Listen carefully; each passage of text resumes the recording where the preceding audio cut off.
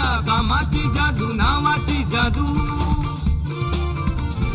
बघूयात यांच्या या हुकमी टेक्यांची दुसरी बाजू दुसरी बाजू दुसरी बाजू दुसरी बाजू.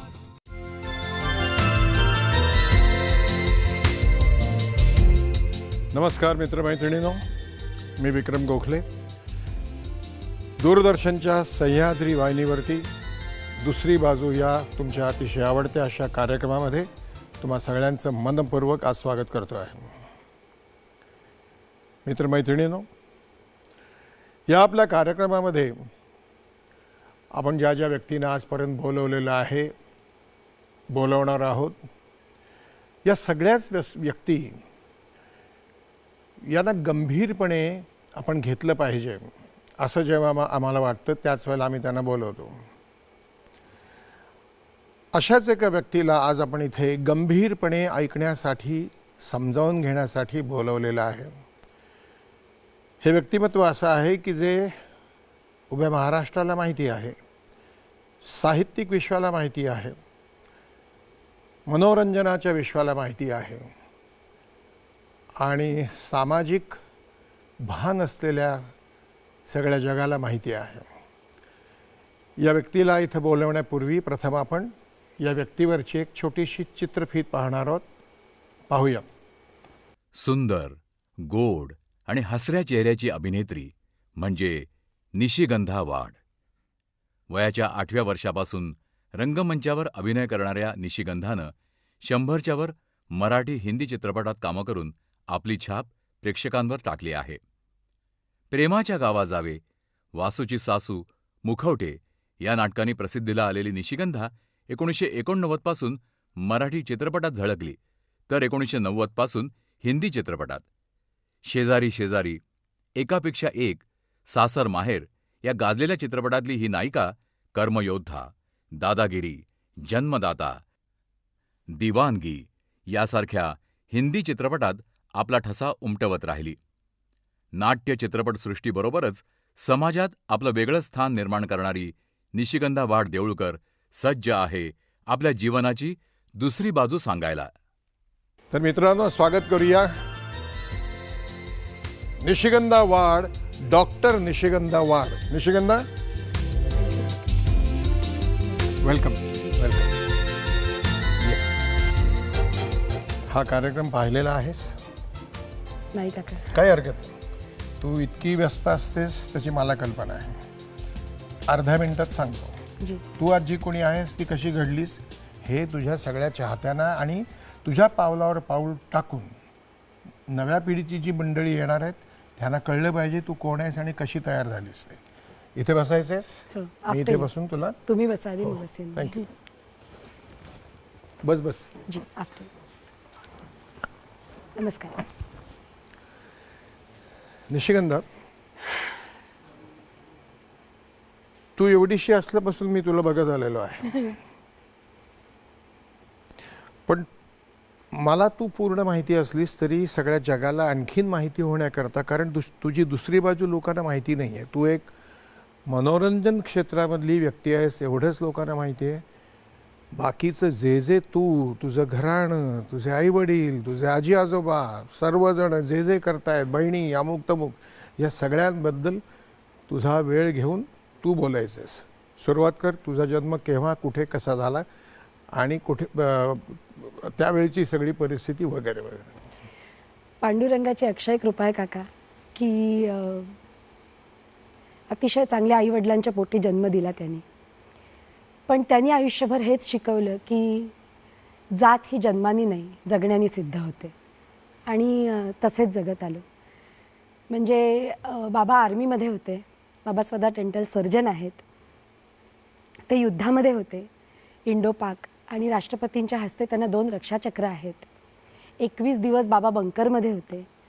आणि आमची आई तर धीराची, धाडसाची आणि म्हणजे काय म्हणू आपण, कच्या बाराखडीतली कर्तृत्ववान, कर्तबगार अशी आहे पाऊली माझी. आणि जे मी म्हटलं पहिलं वाक्य ते इतकं खरं आहे काका की आज म्हणजे कुणी डिग्र्यांची किती टिंब आपल्या नावापुढे लावली, यापेक्षा आयुष्याच्या विद्यापीठात आपण किती माणसं वाचायला शिकलो, आपले यश अपयश आणि अपमान कसे वाचायला शिकलो, हे शिकवणारी माझी आई. त्यामुळे महाराष्ट्रभर फिरताना असं जाणवतं की तिच्या फक्त 2 मुली नाही, तर तिच्या कितीतरी मुली आहेत, कितीतरी मुलं आहेत.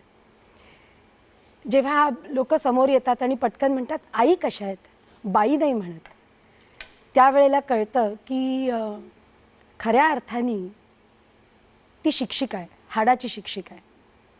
आणि अशा संस्कारात वाढलो की घरी आजी आजोबा होते. आजीचा एकुलता एक पुत्र माझे वडील, पण तरीसुद्धा ते आर्मीमध्ये होते, कारण आजीचा सख्खा भाऊ सावरकरांबरोबर काम करायचा. आणि मूळचे ते नाशिकचे, गोगटे वैद्य तिचे वडील. तर भूमिगत असायचे ना ही माणसं, अधिक काळ फार सोसलंय त्यांनी. आणि इतकं सोसून सुद्धा त्यांच्या पवित्र स्मृतीला मानाचा मुजरा एवढ्यासाठी आहे की काही मागितलं नाही, सगळं मिळाल्यावर सुद्धा काही मागितलं नाही. हेच संस्कार कुठेतरी आहेत. त्यामुळे आणि काय सांगू की शिक्षणाचा टिळा लागल्यावरती स्वप्नांच्या पाठी पळा, पण स्वप्न बघताना इतके परिश्रम करा आणि ती इतकी प्रामाणिकपणे बघा की रोज सकाळी सूर्योदयाची वाट मग क्षितिजाकडे बघत करावी लागणार नाही, कारण तो सूर्योदय मनात झालेला असेल. आणि तोच संस्काराचा वसा माझ्या ईश्वरीला सुद्धा आहे. ती आत्ता 10वीत आहे आणि त्यामुळे मी अगदी आनंदाने सांगते की आत्ता मी अगदी साई सुट्ट्यो आहे, कारण 10वीची परीक्षा संपली आहे आणि छान झाली आहे. आता शेवटी काय, यशाचं माप कुठल्या पारड्यात पडतं हे परमेश्वराने ठरवायचं. तू 10वी आणि 12वी दोन्ही वेळेला बोर्डामध्ये आलीस. होय काका. आणि 12वीचा तर किस्सा होता.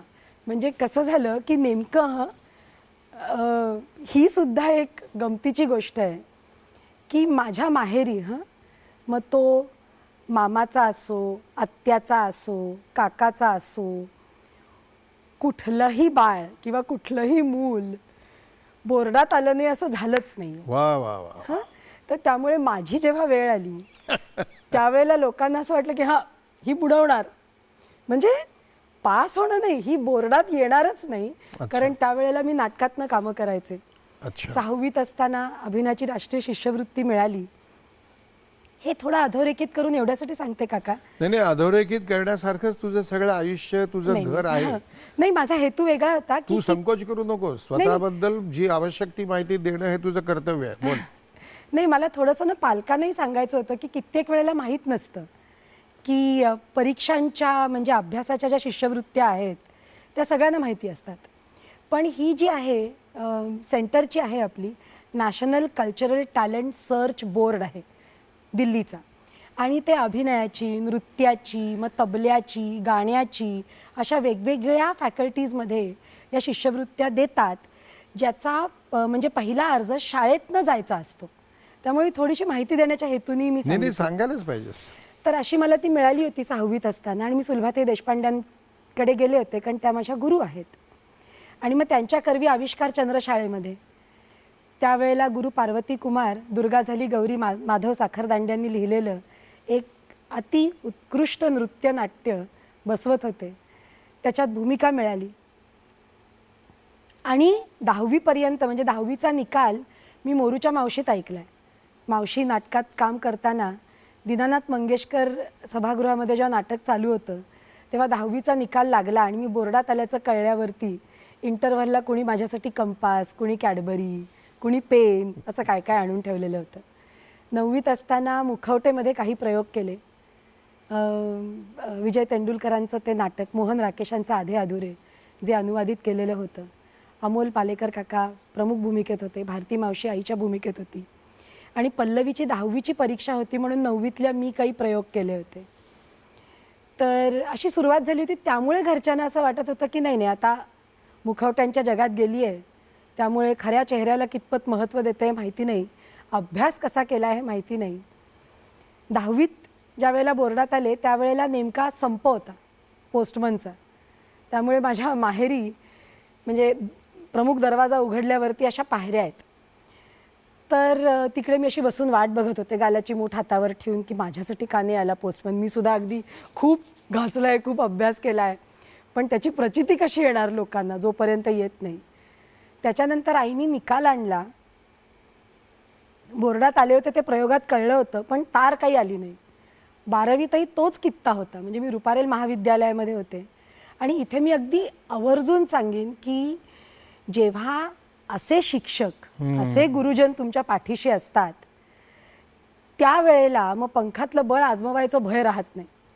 म्हणजे कित्येक वेळेला माझे पेपर्स मी आमचे प्राचार्य प्रधान सर त्यांच्या केबिनमध्ये बसून लिहायचे, कारण 4चा प्रयोग असायचा आणि 3चा पेपर असायचा. त्यामुळे 3 ते 5 मी पेपर कशी लिहिणार 11वीचा, कारण माझा तो प्रयोग असायचा. त्यामुळे त्यांच्या केबिनमध्ये बसून आधी पेपर लिहायचा 1 वाजता आणि मुलं पेपरला आत गेली की कॅम्पस सोडायचं. त्यामुळे आज रुपारेलची इतकी मुलं आपल्याला इकडे दिसतात, म्हणजे इतकी मंडळी या क्षेत्रात दिसतात, कारण तसं प्रोत्साहन मिळत गेलं. आणि 12वीचा जेव्हा निकाल यायचा होता तेव्हा अक्षरशः म्हणजे मी खरंच खूप अभ्यास केला होता. अभ्यासाशिवाय काही यश मिळालेलं नाही आहे. आणि आमचा जो बाक होता ना काका, त्या बाकावर बसणारी एक मुलगी बोर्डात 1ली, मी 3री, माझ्या शेजारची 7वी आणि पलीकडची 8वी होती. त्यामुळे जेव्हा फोन आला सरांचा तेव्हा माझे आजोबा म्हणाले की नंद्या तुला लॉटरी लागली, कारण मी बोर्डात येईन असं वाटलंच नव्हतं. हे सुखाचे काही क्षण मनाच्या कुपीत अत्तरासारखे जपलेले आहेत. पुढच्या प्रश्नाकडे मी जाईन त्यापूर्वी आपण एक छोटीशी विश्रांती घेणार आहोत, त्याची आवश्यकता असते. मित्रमैत्रिणींनो, या कार्यक्रमामध्ये आपण एक छोटीशी विश्रांती घेतो आहोत. विश्रांतीनंतर पुन्हा भेटणार आहोत. आपण गप्पा गोष्टी करतो एका अतिशय बुद्धिमान आणि फोकस्ड असलेल्या व्यक्तिमत्वाशी, डॉक्टर निशिगंधा वाड हिच्याशी. कुठेही जाऊ नका, बघत राहा दुसरी बाजू.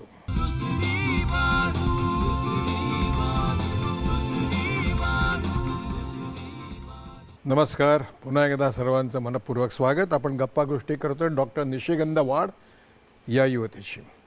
निशिगंधा, आत्तापर्यंत तू जी माहिती दिलीस त्याच्यावर आम्हाला सगळ्यांना हे कळतेच आहे की तुला सगळ्यांनी प्रोत्साहन दिलं. तुझ्या मनोरंजनाच्या क्षेत्रामध्ये वयाच्या 6व्या वर्षापासून तू दुर्गा झाली गौरी ह्या नाटकात द्वारा तू आलीस आणि तू मॅट्रिकला 10वीला बोर्डामध्ये आलीस, जी तुमच्या घराण्याची परंपरा आहे. त्याच्यानंतर 12वीपर्यंतच्या या 2 वर्षाच्या काळामध्ये मनोरंजनाच्या क्षेत्रात राहण्याबद्दल तुला कोणी विरोध नाही केला? नाही केला, कारण घरचं वातावरण मी म्हटलं ना तुम्हाला, इतका मोकळा श्वास आहे. एवढंच आहे की म्हणजे त्यांचं म्हणणं एवढंच आहे की जी आपली तत्त्व आहेत त्याच्याशी तडजोड न करता सुखाने जगा. कारण शेवटी हॅपीनेस या शब्दाचा अर्थ कुठल्याही डिक्शनरीत मिळत नाही ना काका. तो ज्यानं त्यानं स्वतःसाठी निवडायचा असतो आणि ते देण्या इतपत मुभा त्यांनी आम्हाला दिली, म्हणून कदाचित कुठलं प्रलोभन पडलं नाही. म्हणजे पटकन झटकन काही मिळावं असा मार्ग निवडावा, कदाचित असं घडलंही असेल. म्हणजे आणि त्याच्यानंतर खूप करत होते ना, म्हणजे 10वीत असतानाच नाटक करत होते. 12वीत पोचेपर्यंत 12वीत असताना मी ती आव्हान मालिका केली होती, जयवंत दळवींनी लिहिलेली आणि आत्माराम भेंडे यांनी दिग्दर्शित केलेली. वेद प्रकाश निर्माते होते. आणि मी खरंच सांगते तुम्हाला, ज्या वेळेला वेदजींनी सांगितलं बापूंना की नाही हीच वीणाची भूमिका करणार, त्यावेळेला पहिले पायलट एपिसोड झाले आणि त्याच्यामध्ये मी इतकी काकूबाई दिसत होते की प्रत्येक देवळात मी देवासमोर जाऊन नारळ वाढवायचे, ही मालिका कधी नको येऊ देत, कारण मला कॉलेजला जायचं होतं ना. आणि ती मालिका आली आणि अर्थातच ती यशस्वी होणार होती, कारण इतके क्रेडिट्स त्याचे चांगले होते. त्याच्यामध्ये दयाताई होत्या सासूच्या भूमिकेमध्ये, उदय होता नवरा म्हणून, आणि मिलिंद इंगळे आणि मी, आमचा पहिला प्रयत्न होता, पहिल्यांदा आम्ही कॅमेरासमोर होतो. तर त्याच्यानंतर पहिल्यांदा ही आव्हान मालिकेतली वीणा, हिला कुठेतरी बघितलंय आणि मग ही निशिगंधा, हा प्रवास लोकांच्या डोळ्यात शोधणं याची सवय झाली होती. पण हे सगळं असताना सुद्धा घरच्यांना अशी भीती नाही वाटली की अभ्यासाकडे दुर्लक्ष करेल. कारण मी सांगते आपल्याला की आणखीन एक कारण असावं असं मला वाटतं हां की 6वीपासून तू या मनोरंजनाच्या क्षेत्रामध्ये आलेली आहेस आणि हे अमुक करतेस तमुक करतेस आणि तू काही येणार नाहीस बोर्डामध्ये असं सगळ्यांनी गमतीने का होईना पण म्हटलं असेल, परंतु तू सिद्ध केलंस की मी बोर्डामध्ये आलेली आहे 10वीला. त्यामुळे कदाचित त्यांचं दडपण दूर झालं असेल असेल. आणि मग 10वी ते 12वी या 2 वर्षामध्ये त्यांची खात्री झाली असेल की ही बोलल्याप्रमाणे करणारी मुलगी आहे. अजून एक उल्लेख मला आवर्जून करायचा आहे. मोहन काकांच्या संस्थेमध्ये चंद्रलेखेमध्ये काम करायला लागले होते 11वीत असताना. असं घडलंच कसं नाटक होतं वसंत कानिटकरांचं आणि प्रेमाच्या गावा जावे तेही वसंत कानिटकरांचंच. आणि त्यावेळेला नाटकात कामं करताना माझा अभ्यासाकडे कल आहे हे माहिती होतं, म्हणून शमूची आणि अपर्णाची आई पद्मा मावशी माझी सुद्धा गादी घालून ठेवायच्या रात्री प्रयोगाहून आल्यावरती, कारण माझं कॉलेज रुपारेल आणि त्या मकरंदमध्ये राहिला. आणि मोहन काकांच्या घरी मी राहायचे, तिकडनं माझा डबा घेऊन त्यांची 3री मुलगी असल्यासारखी कॉलेजला जायचे, का तर माझा अभ्यासाचा वेळ वा जातो. वा वा. त्यामुळे चांगली माणसं मिळाली ही सुद्धा अक्षय कृपा आहे ना परमेश्वराची. आणि त्यामुळे सगळं घडलं. कारण एक मला अगदी आवर्जून सांगायचं आहे, सावरकरांवरती जेव्हा चित्रपट होत होता बाबूजींवरती मी एक पुस्तक लिहिलं होतं, रामची गोष्ट. बाबूजींचं खरं नाव राम फडके ना. आणि ते खूप प्रेम करायचे माझ्यावरती, अगदी म्हणजे पारदर्शी प्रेम. तर त्यांनी सांगितलं आता सावरकरांवर चित्रपट होतोय आणि त्यावेळेला विश्राम बेडेकर साहेबांचा होऊन वगैरे गेला होता. आता नव्याने पुनर्निर्मिती होत होती ट्रस्ट करवी आणि बासू भट्टाचार्य आता दिग्दर्शन करणार होते. त्यावेळची गोष्ट आहे ही. बाबूजींनी सांगितलं ही माई करणार. आता त्यांनी सांगितल्यावरती कदाचित बासुदा हो म्हणाले असतील, पण ते म्हणाले मैं नहीं जानता कौन निशिगंधा, भेजो मिलने के लिए. बाबूजी म्हणाले मी पण येईन बरोबर. म्हटलं ठीक आहे. ते दादरहून मी अंधेरीहून असं त्यांच्या गाडीच्या मागे माझी गाडी लावून. आता किती साहजिक आहे ना काका, एखाद्या ग्रेट दिग्दर्शकाला भेटायला जाताना जुजबी मेकअप तर कुठलाही कलाकार करेल तसा मी केलेला होता. बाबूजी म्हणाले म्हणून मी म्हटलं मी येतो बरोबर. पाण्याची बाटली काढून दिली आणि ते म्हणाले खसखशीत चेहरा धु आधी, स्वच्छ चेहरा कर. म्हटलं हे काय बाबूजी, डोळ्याखालची काळी सर्कल्स दिसतील ना, असं कसं दिसू देत म्हणे, माई सावरकर करायच्या आहेत असं म्हणून आम्ही म्हणजे अगदी ओरिजिनल दिसत वर गेलो. बसलो, बासुदांसमोर बसले होते. बऱ्यापैकी पोक आलेलं होतं पाठीला, कारण आत्मविश्वास बुटात गळून रेंगाळत होता ना. आणि त्यांनी पाहिलं आणि ते म्हणाले ये माई नाही दिख सकती, दिखी नाही सकती माई, साध्या दिसायच्या माई म्हणे. तर बाबूजी म्हणाले नाही नाही दिखेगी, एकदम दिखेगी, येईच माई दिखेगी म्हणे. आणि अशी मी माई झाले. त्यावेळेला त्या सिनेमात मीही काम करणार होतो.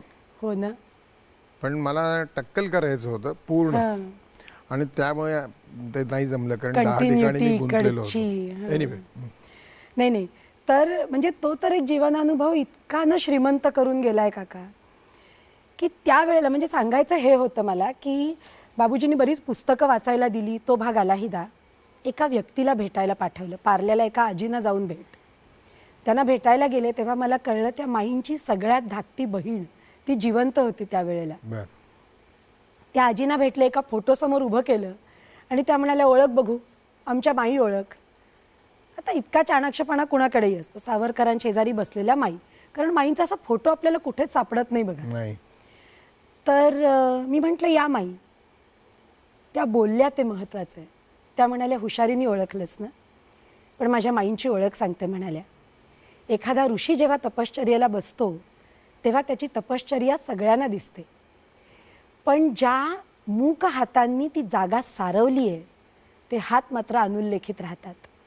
अशा होत्या आमच्या माई. म्हणजे आवर्जून उल्लेख करावासा लोकांचा एवढ्यासाठी वाटतो की ज्या वेळेला तुमचं कौतुक होतं त्यावेळेला कित्येक माणसं तुमच्या पाठीशी उभी असतात. अन्यथा त्या फिगर अँड ग्राउंड रिलेशनशिपवरती तुमची फिगर ती बॅकग्राऊंड नसेल तर उठून दिसणारच नाही, नाही का.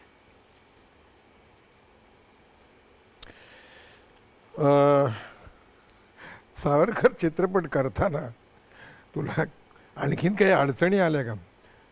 माझं सगळ्यात मोठं दुःख असं होतं की वासुदा गेले आणि 80% चित्रित केलेला चित्रपट पुढील येणाऱ्या दिग्दर्शकांनी नाकारला. आणि जेव्हा पुनर्रचना झाली त्यावेळेला मी 8 महिन्याची गरोदर होते, त्यामुळे मला माई करता आल्या नाहीत पडद्यावरती. मी त्या सगळ्या घटनांना साक्षीदार आहे. म्हणजे बेडेकर साहेबांनी सोडलं, राजदत्त आले, कामत साहेब आले, ते सगळ्यांना मी साक्षीदार आहे. हो, आम्ही ज्या वेळेला आपल्या अंदमानच्या तुरुंगामध्ये करत होतो ना चित्रीकरण, त्यावेळेला मी तुम्हाला सांगते एक गोष्ट घडली होती. म्हणजे आता ही दोन्ही माणसं नाहीत हयात, वासुदा पण नाहीत, आपले बाबूजी पण नाहीत. पण तो किस्सा ना काका, मी तुम्हाला सांगते की ती भेट आहे ना माईंची, सावरकरांना भेटायला त्या आल्या अंदमानच्या तुरुंगामध्ये आणि ती त्यांची शेवटची भेट होती. तो सीन चित्रित झाला आणि बाबूजी एखाद्या लहान मुलासारखे त्या पायरीवरती बसले बाहेरच्या त्या तुरुंगाच्या आणि त्यांच्या डोळ्यातनं पाणी वाहत होतं. तर मी म्हटलं, काय झालं बाबूजी, म्हणजे काही चुकलं का? तर ते म्हणाले, दोन्ही गोष्टी आहेत. तर म्हटलं म्हणजे? ते म्हणाले, कल्पना कर ना, आता आपण विमानात बसून इकडे आलो, एखाद्या हॉटेलमध्ये उतरलो, आता ही गोष्ट आपण पडद्यावरती मांडतोय, पण जे जगले ते काय परिस्थितीत जगले असतील, कसे आले असतील, किती हाल अपेष्टा सोसल्या असतील. आणि म्हणाले, आज हा सीन चित्रित करताना असं झालं होतं की बासुदांनी एका प्रसंगामध्ये माईंना सांगताना फक्त सावरकर हात ठेवतात त्यांच्या हातावरती आणि म्हणतात, माई, म्हणजे तो जो त्यांचा संवाद आहे की संसार तर सगळेच जण करतात, पण आपल्या संसाराची समिधा जे वाहतात इतरांच्या संसारासाठी ते खरे जगले म्हणायचे, जो आहे म्हणजे माझी जन्मठेपमध्ये हा संवाद आहे तो होता. ते बोलतात, ते त्यांना खटकलं होतं. ते म्हणाले की तिथे तो संत्री बसलाय, तो सोजीर बसलाय, त्याच्यासमोर सावरकर स्पर्शाची भाषा बोलणारच नाहीत, माईंच्या हातावर सुद्धा ते हात ठेवणार नाहीत, ती फक्त नजर भेट होती आणि ती शेवटची होती. तर म्हणजे ह्याच्यावर म्हणजे किती तत्वनिष्ठ माणूस होता. बाबूजी वेगळंच व्यक्तिमत्व होतं आणि सावरकरांच्या वरती नितांत श्रद्धा असलेली जी महाराष्ट्रामध्ये थोडी जी काही माणसं आहेत, थोडीच आय रिपीट, अगदी आय अग्री, जी माझ्या आधीच्या पिढीची आहेत, पण त्यांच्या व्यतिरिक्त आमची श्रद्धा आहे असं म्हणणारे खूप आहेत. आम्ही सावरकर प्रेमी आहोत असं म्हणणारे लक्षावधी आहेत, परंतु प्रत्यक्षात कृती करणारे त्याच्यामधले फारच टक्के थोडे आहेत. हा माझा अनुभव आहे. पार्ल्यातल्या शूटिंगच्या वेळेला मी तो अनुभव घेतला आणि मी पार्ल्यामध्ये हे बोलून दाखवलेलं आहे की बाबूजी आपल्या सावरकरांवर आमचं प्रेम आहे असं म्हणणं वेगळं आणि कृतीने ते दाखवून देणं वेगळं. एक किस्सा आहे बाबूजींचा, जर अनुमती दिलीत तर. त्या रामची गोष्टमध्ये लिहिला आहे. बाबूजी म्हणाले की लहान होते ते आणि चौपाटीवरती ते बघायचे आपल्या स्वातंत्र्य सैनिकांना झेंडा घेऊन जे जायचे ना, गांधीजींनी ज्या वेळेला सत्याग्रहाचा म्हणजे पुकारला होता त्यावेळेला झेंडा घेऊन जायचे आणि घोड्यावरनं येऊन त्यांना दांडक्यांनी मारायचे. आपलीच माणसं, फक्त वर्दी ब्रिटिशांची, त्यांना मारायचे. एक पडला तो अगदी रक्तबंबाळ झाला की त्याच्या हातातनं झेंडा दुसऱ्यांनी उचलायचा आणि पुढे चालत जायचं मार खायला. हे दूरनं ही मुलं बघायची. आणि बाबूजी म्हणाले, एक दिवस मी माझ्या मित्रांना म्हटलं, काय आपण घाबरतो कशाला, पल्याड जायला इतके घाबरतो कशाला त्यांच्यापाशी? तर मुलं म्हणाली, आमच्यात नाही हिंमत. तर बाबूजी म्हणाले, एक दिवस एक दगड घेऊन गेलो होतो म्हणे खिशामध्ये मी, आणि मी पाहिलं, मारलं, बेदम मारलं, झेंडा पडला, दुसऱ्यांनी उचलला आणि मी खिशातला दगड काढला म्हणे आणि फेकला, जोरात फेकला, पण घाबरलो म्हणे आणि फेकला आणि पळून गेलो. तो दगड कुठपर्यंत जातो ते पाहिला नाही. तर म्हटलं, बाबूजी तो दगड गेला ना, म्हणून तर सावरकर चित्रपट तुम्हीच केलात. बरोबर. तू जवळजवळ 100 चित्रपटामधून कामं केलीस. माझ्याबरोबर 1-2 फिल्म्स केलेल्या आहेस. आपण एक सिरियलही केलेली आहे, खूप जुनी आहे, गिनीपिग. याबद्दल बोलण्यापूर्वी आपण एक छोटीशी विश्रांती पुन्हा एकदा घेतो. मित्रमैत्रिणींनो, खूप महत्त्वाचं ती मुलगी बोलते आहे. आपण तिला आणखीन ऐकण्यासाठी उत्सुक आहात मला समजतंय, पण तरीसुद्धा एक छोटीशी विश्रांतीची वेळ झालेली आहे. कुठेही जाऊ नका, बघत राहा दुसरी बाजू.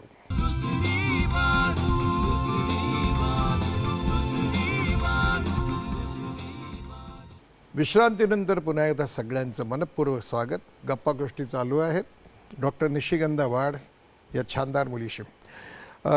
निशी, तू 101 चित्रपटातून कामं केलीस असं मी तुला म्हणालो. त्याची नावं बिवं काही सांगत बसू नको, कारण तो विषय नाही आहे या, बरोबर, तो हेतू नाही आहे या मुलाखतीचा. नाटकामध्ये एवढी कामं केलीस, आपण बरोबर कामं केलेली आहेत. हे सगळं करत असताना तुझं लग्न कधी जमलं? 93 साली आम्ही व्हीलची एक जाहिरात करत होतो आणि देवेन खोटे दिग्दर्शित करत होते UTVचे. दीपक आणि मी त्याच्यामध्ये पहिल्यांदा भेटलो.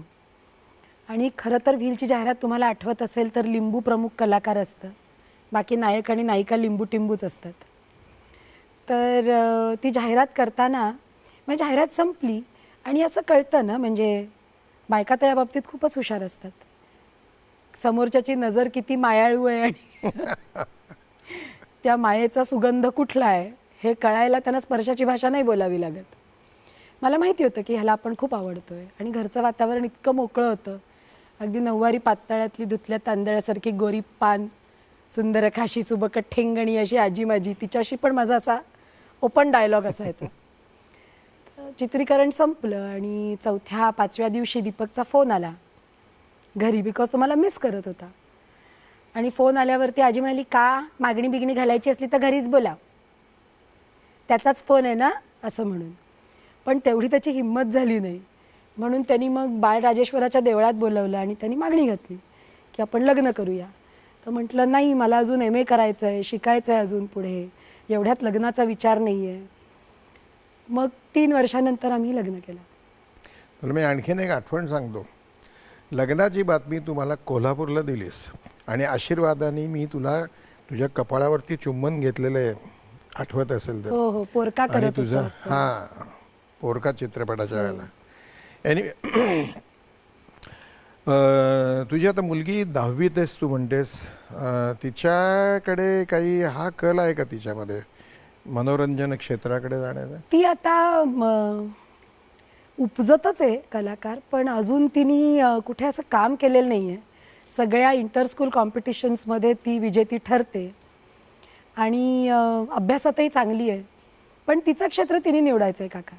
ती शामक डावर ग्रुपबरोबर उत्तम नाचते, आत्ता रेमो सरांच्या अकॅडमीत नाचते आहे. अनुपम खेरजींच्या ॲक्टर प्रिपेअर्समध्ये शिबिरं करते. ती स्वतःला शोधते आत्ता, खरं सांगायचं. Good good. ठीक आहे. तुला जसं तुझ्या आईवडिलांनी, घरच्यांनी, सगळ्यांनीच आणि तुझ्या बहिणीला तुम्हाला जे करायचं असेल ते तुम्ही करा, पण फोकस करा आणि ते करा असं सांगितलं. तसं तूही तिच्या संदर्भात करशील माझी खात्री आहे. कारण आपण शेवटचा सिनेमा एकत्र केला तेव्हा तू तिच्या जी काळजी घेत होतीस त्याच्यात मी बघत होतो. मला एक सांग की तुझी बहीण मोठीच ना? हो, ती कुठे असते आता? ती अमेरिकेत आहे, LAला स्लीप मेडिसिनमध्ये तिने फार प्रावीण्य मिळवलेलं आहे. आणि अमेरिकेमध्ये ती आणि तिचा नवरा दोघंजण one of the pioneers of sleep medicine आहेत 30 years बॅक. बर, व्हेरी गुड. पण मग ते ती GS मेडिकलमध्ये होती काका आधी. बर. त्याच्यानंतर तिने JJला सर्जरी केली, मग ऑन्कॉलॉजी केली टाटामध्ये. मग अमेरिकेला जाऊन पुढे शिकली, कारण करावंच लागतं पुढे, आपलं फक्त MBBS ग्राह्य धरतात. आणि त्याच्यानंतर ती आली होती काका परत 4 वर्ष, कारण त्यांचा कल म्हणजे अभिजितनी, तिच्या नवऱ्यानी आजही भारतामध्ये स्वतःची हॉस्पिटल्स थाटली आहेत. पण म्हणावं तितकं ना काका त्यांना हे शल्य आहे आमचं की तितकं स्वागत कोणी करायची गरज नाही, पण तितका आपलेपणा आणि हक्काची जागा त्यांना नाही मिळाली. हो, तिकडचं जे स्पर्धेचं जग म्हणजे आहे, आणि हे फक्त प्रातिनिधिक आहेत ना. म्हणजे आपण ज्या वेळेला ब्रेन ड्रेन बद्दल वगैरे म्हणतो, कुठेतरी आपणही त्याला कारणीभूत ठरतो असा अनुभव आम्हाला तरी आलाय. म्हणजे तिची अगदी प्रांजळ इच्छा होती की इथे येऊन आपल्या लोकांसाठी काम करायची. ट्रॅफिक पोलीससाठी त्यांना एक उपक्रम करता आला, तो मोफत उपक्रम त्यांनी केला. कारण स्लीप डिसऑर्डर्स, ज्यांना स्लीप ॲपनिया आहे, ज्यांना झोपच मिळत नाही, त्यात पोलीस हे मुख्य आहेत, त्यांच्यासाठी केला. तो यशस्वी झाला. पण पुढे काय? रिइन्फोर्समेंट मिळायला, माणसांनी इथे राहायला तशी पार्श्वभूमी निर्माण व्हावी लागते ना. खूप प्रयत्न केले त्यांनी, मग सरते शेवटी परत गेली ती अमेरिकेत. पण का, म्हणजे इथे काय झालं नेमकं? नाही काका, म्हणजे प्रयत्न करून सुद्धा काही लोकांनी त्यांना असं सांगितलं, म्हणजे तिला असं सांगितलं इंटरव्ह्यूमध्ये, अहो तुमच्या डिग्र्या खूपच जास्त आहेत, आम्हाला गरज नाही. खूप शिकलेल्या लोकांची आणि इथे या हुशार गरज लोकांची नाही. भारताला गरज नाही. एका व्यक्तीने तर सरळ असं सांगितलं, अहो तुम्हाला घेतलं तर मी काय करू माहिती. हा, वैयक्तिक स्वार्थ. हा, म्हणजे दुर्दैवी अनुभव होता तो. पण तरी सुद्धा अजूनही तिने एक मतिमंद मुलांची शाळा दत्तक घेतलेली आहे. त्यांचं काम तिथे बसूनही ती करते. आपण एक ट्रस्ट चालवतो ज्याच्यामध्ये म्हणजे दीपक तू आहे. पण काहीतरी करतेस ना हो, इथे? म्हणजे मी त्याचा चेहरा आहे. करणारी बरीच जण आहेत, त्याच्यात मी सुद्धा करते. काय काय करतेस या ट्रस्टतर्फे? आपण 12 वर्ष ज्याला आपण children of the lesser god म्हणू, हो. त्यांच्यासाठी मग ती गरीब मुलं आहेत, बायका आहेत, पॅराप्लेजिक, क्वाड्राप्लेजिक आहेत, काही आर्मीशी संलग्न अशी माणसं आहेत. अशा सगळ्यांसाठी आपल्याला जमेल ते, म्हणजे प्रत्येक जण आपल्या मिळकतीचा 100% त्याच्यामध्ये टाकतो. आणि दरवर्षी आपण काही मुलांना स्कॉलरशिप्स देतो, फ्रीशिप्स देतो, आदिवासी मुलांचं शिक्षण मोफत करतो, कारण सरकारही खूप करतं, पण आपल्या बाजूनी खारीचा वाटा आपण उचलतो. असं आहे, फक्त सत्तेवर असलेला राजा चांगला असून उपयोग नसतो निशी. बाळा, त्याच्यानंतरची जी मंडळी असतात ना, मध्ये तिथे कुठेही लिकेज असतं कामा नये. You said ते it, काका. जोपर्यंत होत नाही, ते लिकेज बंद होत नाही, तोपर्यंत हे चाललंय हे असं यू सेड इट. कारण मदत करण्याची आणि समाजाच्या बद्दल आपलं ऋण आहे ही जाणीव असणारी माणसं खरंच खूप आहेत आपल्यासारखी. फक्त तो सेतू जो आहे ना, इच्छा सेतू, तो विजुगीषू इच्छा ती जी आहे ती त्यांच्यापर्यंत पोहोचत नाही ज्यांना गरज आहे, हे दुःख. पोचत नाही म्हणजे पोचवली जात नाही. पत्नी, सून, आई, अभिनेत्री आणि लेखिका म्हणजे कवयित्री, ह्या सगळ्या जबाबदाऱ्यांवर तू ताऊन सुलाखून जी निघालीस, तर माझं, तू फार मनस्वी मुलगी आहेस असं माझं, आपण भेटलो तेव्हापासून मला वाटतं. फार मनस्वी अशी मुलगी आहे. मला एक सांग की तू लिहायला केव्हा लागलीस? कारण तुझ्या दुसरीत शांताबाई असताना- शेळकेंनी तुझ्या कवितांबद्दल गौरवोद्गार काढलेले भरतनाट्य मंदिर पुणे इथे हे मी ऐकलेले आहेत. I am so happy. खूप आनंद झाला मला. तुझा माझा अद्दबंद संपर्क असतो, त्याच्यातही मला कळत असतं तुझं काय चाललंय. तू कसा वेळ काढतेस लिहिण्याकरता? मिळतो. हो, मी एक ना खूप सुंदर कथा वाचली होती तेंडुलकरांची, बरं का. त्याला फक्त कोट करते इथे. हां, त्यांनी इतकं छान लिहिलं होतं की भरगच्च भरलेल्या बसमध्ये कोवळी उन्हेमध्ये, हा त्यांचा ललित निबंध आहे. तर भरगच्च भरलेल्या बसमध्ये म्हणाले, जर एखादं फुलपाखरू चुकून आलं तर एका मनस्वी मनाला ते बरोबर दिसतं. बाकीच्यांच्या नजरेतही गर्दी असते, ते निसटून जातं, पण ती नजर मात्र ते कैद करते आणि मग त्याचा रंग त्या चिमटीवरती राहतो. कदाचित तसंच असेल. लिहायला आवडतं आणि घरचे संस्कार तसे होते. आई लिहिते.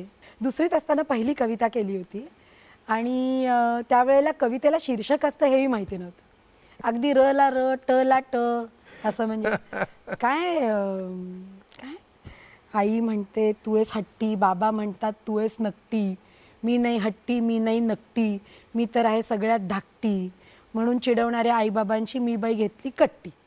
अशी कट्टी नावाची ती एक कविता होती. ती झाल्यावरती मी आईला म्हटलं, आई कविता झाली, कविता झाली, कारण ते र र ट ट जुळलेलं होतं ना. आणि मग ती कविता छापून आली, प्रोत्साहन मिळालं, लिहित गेले. 10वीत असताना माझ्या पहिल्या कवितांचं पुस्तक आलं. त्याला शंकर वैद्य काकांनी प्रस्तावना दिली म्हणून ते वाचलं गेलं आणि त्याला राज्य पुरस्कार मिळाला. मग BAला असताना पहिलं पुस्तक आलं, फुलपंखी. सांज लोकसत्तेमध्ये मी सदर लिहायचे, त्याचं संकलन करून पुस्तक झालं होतं आणि त्या पुस्तकालाही राज्य पुरस्कार मिळाला. मग कणिका लिहिल्या. त्याला शांताबाई शेळक्यांची प्रस्तावना होती, अनुष्का. त्याला कॉपी माझ्याकडे आहे. महाराष्ट्र राज्य साहित्य परिषदेचा पुरस्कार मिळाला. आणि त्याचा तर हिट किस्सा आहे माहिती आहे. शांताबाईंशी मैत्री झाल्यावरती मला जाणवलं की या बाईंना काय रूट्स आहेत. म्हणजे त्या विलक्षण होत्या. आणि काही असं शृंगारिक लिहिलं ना की त्या म्हणायच्या, कधी वाचून दाखवलं की त्या म्हणायच्या, वाटेल कुणाला वाटेल ही बाई नऊवारी पातळ नेसते, बंदा रुपया इतकं ठसठशीत कुंकू लावते, डोक्यावर पदर घेते आणि असं लिहिते. किंवा आम्ही एक शब्दकोडं सोडवत होतो काका, आणि त्यात असं होतं की 14वी आडवी ओळ तो क्यू होता, भातुकलीच्या खेळामधली या गाण्यातली 14वी ओळ. तर मी म्हटलं बाई खलास, असं कुणाला आठवेल ना, 14वी ओळ अशी कुणाला आठवेल. तर बाईंनी माझ्याकडे टप्पऱ्या डोळ्यांनी असं पाहिलं, चष्मा होता त्यातून डोळ्यावरती, आणि त्या म्हणाल्या, का तुला नाही आठवणार. तर मी म्हटलं तुम्हालाही नाही आठवणार, कारण आता मैत्रीचं नातं त्यांनी इतकं ते सुंदर बांधलं होतं म्हणून. म्हटलं ही कविता तुमची नाही आहे. त्या म्हणाल्या कवीचंही नाव माहिती आहे आणि ओळही माहिती आहे. आणि त्यांनी ती 14वी ओळ चपखल बसवली. इतकी ओजस्वी स्मरणशक्ती होती त्यांची, किंवा कवितेवरती इतकं प्रेम होतं. आणि त्यांची इच्छा होती की त्यांच्या स्वतंत्र कवितांवरती मी डिलीट करावी, म्हणून तो प्रयत्न मी आता करते. बर, तू आता डॉक्टरेट केलीस. जी. मी असं ऐकतो की तू 3 डॉक्टरेट्स केले. मी आता तिसरी करते. नाही म्हणजे तिसरी करते. हो जी. तर हे विलक्षण आहे. I am very proud of you and your whole family. Thank you so much. मित्रमैत्रिणींनो, खूप छान बोलते ती डॉक्टर निशी. आपण तिच्याशी आणखीन गप्पा गोष्टी करणार आहोत. एक थोडीशी विश्रांती घेऊन आम्ही परत येतो. कुठेही जाऊ नका, पाहत राहा दुसरी बाजू.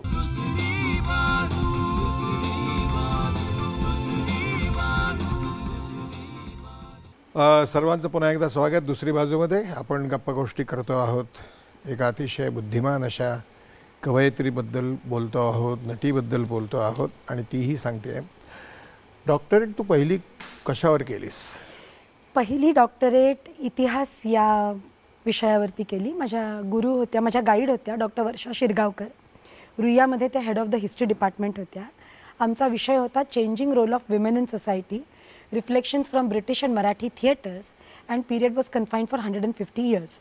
म्हणजे फिगर अँड ग्राउंड रिलेशनशिप केलं होतं आम्ही, की द कंटेम्पररी सोशल बॅकड्रॉप आणि the figure is the elucidation of women in theatre. आणि कंपॅरेटिव्ह स्टडी एवढ्यासाठी होता कारण विमेन एज्युकेशन असेल किंवा लॉज पर्टेनिंग टू विमेन असेल, त्यात ब्रिटिशांचा फार मोठा हात आहे. म्हणजे 1929चा अँटी सती लॉ घ्या, तो अमेंड करत करत आपल्याकडे आला. किंवा मॅरेज असेल, एज्युकेशन असेल, त्यांनी केलेले लॉज आपण अमेंड करत, म्हणजे त्यांचे हाल्सबरी स्टॅट्यूट्स आम्ही वाचले होते हायकोर्ट लायब्ररीमध्ये. तर त्यामुळे ही कंपॅरेटिव्ह स्टडी होती. आणि दुसरी केली 2013मध्ये, ती विमेन एम्पॉवरमेंटमध्ये होती, महिला सक्षमीकरणामध्ये होती. दुसरी डॉक्टरेट 2013. पहिली 2003. आणि आता ही पूर्ण व्हायला मला वाटतं 19 तरी नक्कीच उजाडेल. You are great. नाही, God is very kind. God is very kind. म्हणजे 3 डॉक्टरेट करणारी अशी ही व्यक्ती असू शकते जी मनोरंजन क्षेत्रामध्ये असते. मला आवडतं ना काका. नाही नाही, लोकांना असं वाटतं, सर्वसामान्य म्हणतात हे काय नट, यांना काय येतंय, यांना काय माहिती आहे, यांचा कसला अभ्यास, हे फक्त लेखकांनी लिहिलेली वाक्य बोलतात, प्रकाशात येतात, नाईट घेतात, पैसे घेतात आणि घरी जातात. I am going to interrupt you here. पण तुमच्यासारखी माणसं आहेत ना काका, which defy all rules. You all are exceptionally म्हणजे एक्सलंट, की म्हणजे तुमच्याकडे बघत तर आम्ही घडलोय. थँक्यू. नाही, आय ट्रुली मीन इट. लग्नाच्या नंतर हो, ह्या मनोरंजन क्षेत्रात किंवा अभ्यासाच्या क्षेत्रात, साहित्य क्षेत्रामध्ये काम करत असताना घरच्यांचा पाठिंबा, विरोध असं नाही काही? नाही, अतिशय चांगलं. म्हणजे दीपक अजूनही माझा तितकाच चांगला मित्र आहे. Very good. कारण आता लग्नाला 23 वर्ष झाली काका. घरचं वातावरण सांगितलंच तुम्हाला, त्यामुळे असं म्हणणं होतं लग्न करा आणि काय करायचं ते करा. पण म्हणजे आता 160 चित्रपट झालेत काका, पण लग्नानंतर खूप केले. कधी त्यांनी अडवलंच नाही कशाला, किंवा म्हणजे असं नव्हतंच.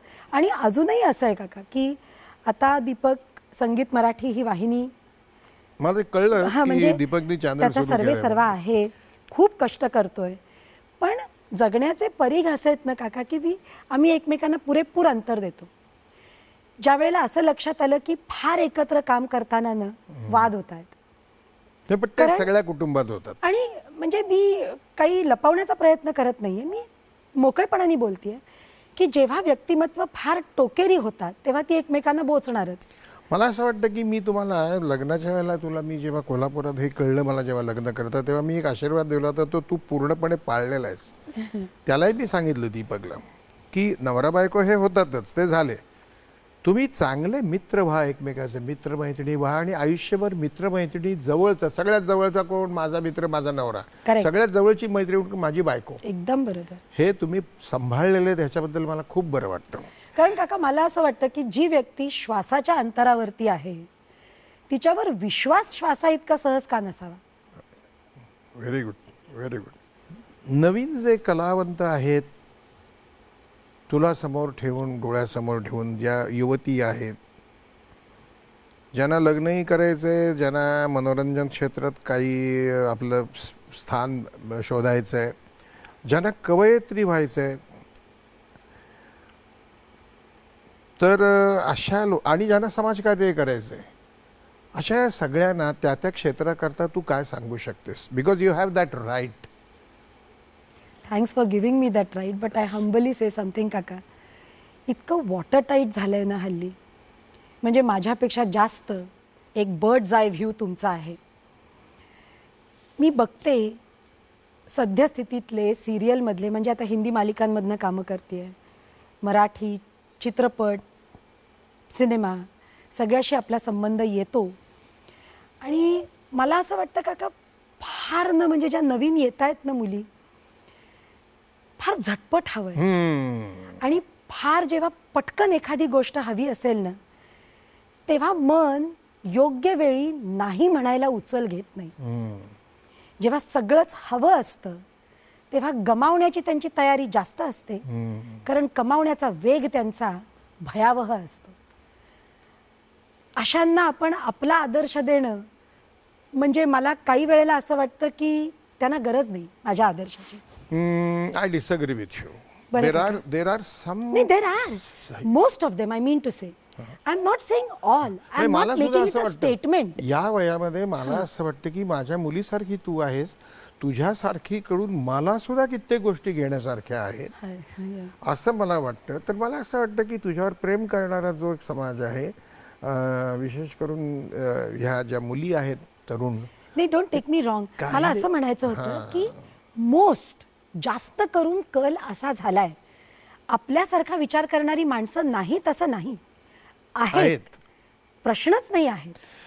कारण त्यांना त्रास होणार आहे हे त्यांना अगदी, म्हणजे यांच्या तुलनेमध्ये काय म्हणू आपण, यांच्या रिदम मध्ये पावलावर पाऊल ठेवताना किंवा त्यांच्या बरोबर मार्च करताना मी असं म्हणेन, कदाचित तुम्हाला असं वाटेल की काही काळ तुम्ही मागे पडलात, म्हणजे खूप पुढे निघून गेली अशी माणसं, जी जसं आपण म्हणतो ना, चारवाक एथिक्स आहेत आपले, यावत जीवेत सुखम जीवेत ऋणम कृत्वा घृतम पिबेत भस्मीभूतस्य देहस्य पुनरागमन कुतः, या विचारसरणीने जगणारी जी माणसं आहेत ती कदाचित आपल्या पुढे निघूनही जातील, पण म्हणून आपण हरलो, आपण कमी पडलो असं अजिबात नाहीये. शेवटी आयुष्य किंवा जीवन हे फार सुंदर आहे, आणि त्याचं साधं सुंदर खरं रूप ही ती मोठी ओळ आहे जी तुम्ही आयुष्यभर रेखाटत असता.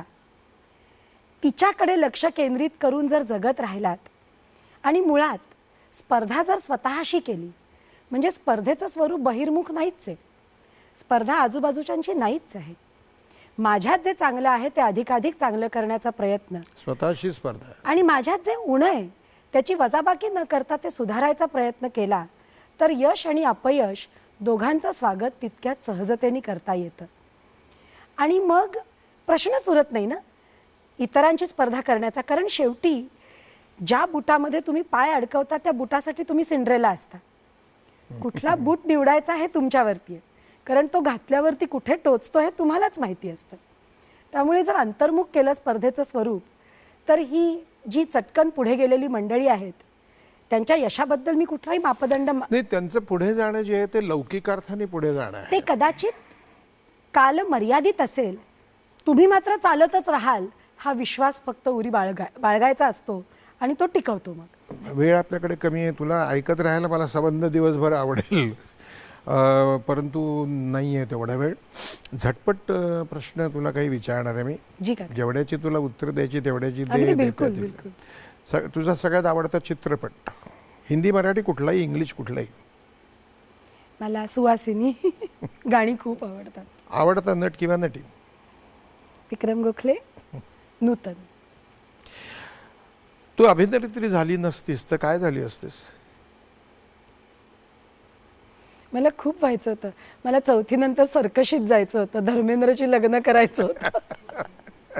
खूप वेडी वेडी स्वप्न होती, काय माहिती काय झाले आज. तुझ्या दृष्टीने आदर्श व्यक्तिमत्व कोण आयुष्यात आलेल्या लोकांपैकी? सुधा मूर्ती. हे महाराष्ट्राचे किती विभाग आहेत ग? अडकेन मी कदाचित 28. 6. अच्छा, म्हणजे विदर्भ. अच्छा, 6. असं असं. एखादी विदर्भ, मराठवाडा मला शिकवूनच टाका ना. Next time I won't make a mistake. नाही, इट इज ठीक आहे, आपल्याकडे वेळ कमी आहे. अच्छा, ओके. न आवडणारी गोष्ट? लबाडी. आयुष्यातली खंत? एकच मुलगी झाली. Good good good good. आनंद क्षण? आई झाली. विष्णू वामन शिरवाडकर यांचं टोपण नाव काय? विवा शिरवाडकर. हा, पण टोपण. कुसुमाग्रज. हा, आणि तात्यासाहेब. तात्यासाहेब. अच्छा, असं. तुला दूरदर्शन बद्दल काय वाटतं ग? माझं पहिलं पाऊल इथे, म्हणजे माझा आत्मविश्वास आहे हा. क्या बात है. सुहासिनी मुळगावकर हम्म. त्यावेळेला करायच्या कार्यक्रम, आणि त्याच्यात मी चिमणीचं पिल्लू केलं होतं पहिल्यांदा, आणि त्यावेळेला लाईव्ह टेलिकास्ट व्हायचं सगळं.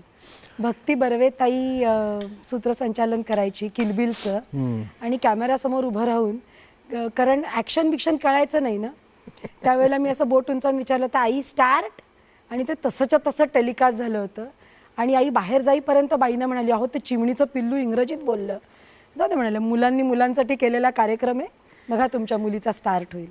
माझा स्टार्ट आहे हा. एक कणिका शेवटी म्हणेन काका. हा, प्लीज. जगताना माणसांनी वर्षेच्या मयुरासारखं जगावं, जगताना माणसांनी वर्षेच्या मयुरासारखं जगावं, संपूर्ण पिसारा फुलवून नाचावं, भरभरून रडावं, खळखळून हसावं, उधाण आलेल्या समिंदरासारखं वाहावं, म्हणजे मग एकट्यानंच जगाचा निरोप घेताना वाईट वाटत नाही. छान आहे. फक्त वाहावं हा शब्द नाही मला आवडला, म्हणजे तो समुद्राला बरं, हां. पुढच्या वेळी नवीन लिहून आणि.